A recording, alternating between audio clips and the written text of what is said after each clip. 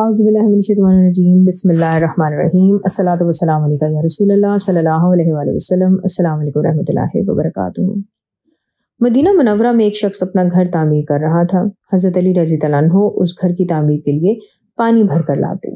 پانی کے ذخیرے اور زیر تعمیر گھر کے درمیان فاصلہ اتنا زیادہ تھا کہ حضرت علی رضی اللہ عنہ سارا دن کام کر کے صرف 16 ڈول پانی کے لا سکتے تھے، اور انہیں ہر پانی کے ڈول کے بدلے میں 1 کھجور مزدوری ملتی۔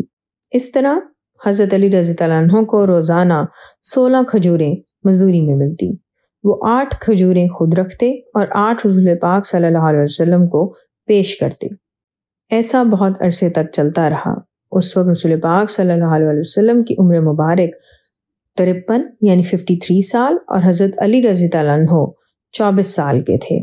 رسول پاک صلی اللہ علیہ وسلم کی تعلیمات کی وجہ سے حضرت عمر بن خطاب رضی اللہ عنہ جیسا شخص بھی مسجد کی تعمیر کے لیے مزدوروں کی طرح کام کر رہے تھے۔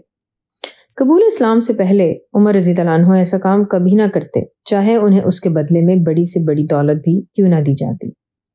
عبداللہ بن عمر سے روایت ہے کہ رسول پاک صلی اللہ علیہ وسلم نے جب مسجد نبوی کی تعمیر کی تو کچی اینٹوں سے کی۔ اس کے ستون کھجور کے تنوں سے، چھت کھجور کے پتوں اور شاخوں سے بنائی گئی۔ مسجد کی تعمیر میں 7 مہینے لگے۔ مسجد کی لمبائی 35 میٹر اور چوڑائی 30 میٹر رکھی گئی۔ مسجد کے ساتھ ہی رسول پاک صلی اللہ علیہ وسلم کے لیے ایک حجرہ مشرق میں بنایا گیا۔ اب رسول پاک صلی اللہ علیہ وسلم سیدہ سودا رضی اللہ عنہا کے ساتھ مسجد کے برابر میں بنائے گئے حجرے میں رہنے لگے۔ رسول پاک صلی اللہ علیہ وسلم تقریباً 7 مہینے خالد بن زید رضی اللہ عنہ کے گھر پر رہے تھے، اور اس دوران خالد رضی اللہ عنہ اور ان کے خاندان نے رسول پاک صلی اللہ علیہ وسلم کے آرام اور سکون کا مکمل خیال رکھا تھا۔ تاریخ اس خوش قسمت انسان کو ابو ایوب انصاری کے نام سے جانتی ہے۔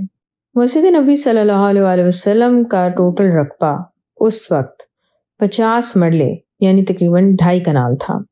اس میں 1372 نمازی نماز پڑھ سکتے تھے۔ مسجد کا زیادہ حصہ صحن کی صورت میں کھلا رکھا گیا۔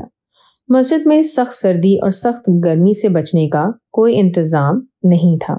مسجد میں داخل ہونے کے لیے 3 دروازے رکھے گئے، جن کا نام باب الرحمہ، باب جبریل، باب النساء۔ اس وقت مسجد میں کوئی محراب نہیں تھا۔ رسول پاک صلی اللہ علیہ وسلم نے فرمایا، جس نے میرے وصال کے بعد میری قبر کی زیارت کی گویا اس نے میری زیارت کی۔ مسجد کا صحن کچا تھا، جس کی وجہ سے بارش ہونے کی صورت میں کیچڑ اور پھسلن ہو جاتی تھی۔